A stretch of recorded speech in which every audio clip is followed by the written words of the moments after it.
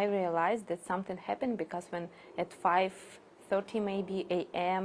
The neighbors called me and asked, Irina, did you hear something? What happened? Irina Tymoshenko was on a business trip last month in Lviv, Ukraine, near the Polish border, when Russia started bombing her country. Her husband and their 3 children were hundreds of miles away at the family's home outside Kyiv. I just asked my husband to bring the kids to me. Irina and her husband, Alexander, devised a plan. He would drive them through the night about 7 hours one way to meet her in Lviv. So as your husband drove toward Lviv, you were able to track him on your phone? In WhatsApp, it's the one option, share your location. And I can online check where he is. Because, it was like the hardest hours when you realize that all your family, your husband and your kids driving. And it can bombing and it can be anything. When the family reunited, Irina thought her husband wasn't able to cross the border since men of a certain age were being told to stay and help defend Ukraine. So Irina and her kids, ages 3, 7, and 9, boarded a train to Poland. Meanwhile, around the same time, half a world away, this man, Philip Bradford, was watching the Russian siege on TV at his Florida home. Philip's mother was Croatian, and his wife's stepmother was from Ukraine, so he felt the urge to help.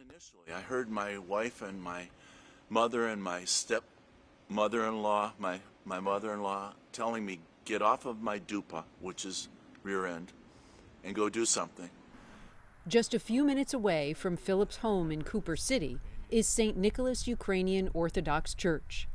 I went to the church, and I gave them a couple of $100, thinking, I've done my good deed, like a Boy Scout might.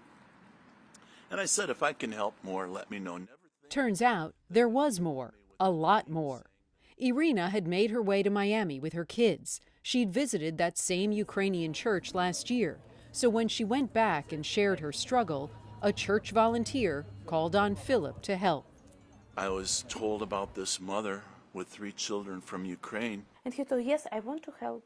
I have the big house. I want to give you the place to stay for your kids. You will have the separate room for all of them.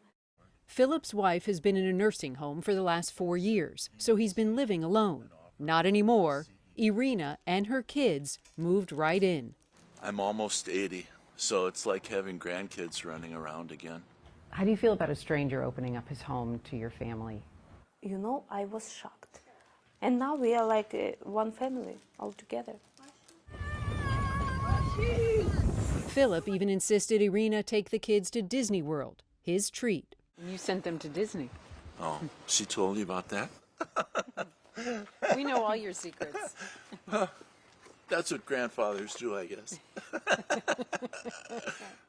Meanwhile, soon after Irina left Ukraine, she found out men who had 3 or more children were allowed to leave the country. So a few days ago, this happened.